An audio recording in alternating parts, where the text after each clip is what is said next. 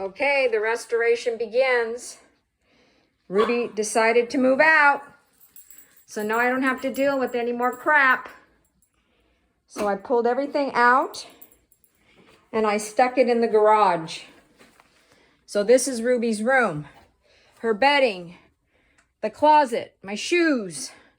I'm throwing out some stuff over there.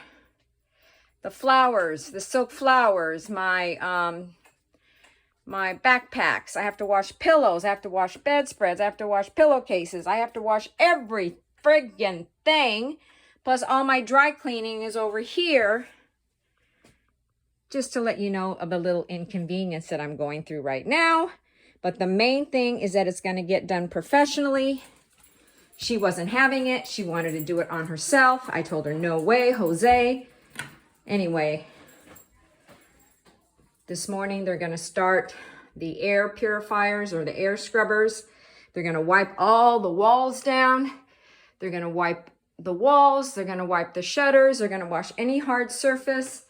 And they're also going to wipe down her bathroom, which has a smell. I gotta wash the shower curtain, but I'm getting my house back, so let's have a party.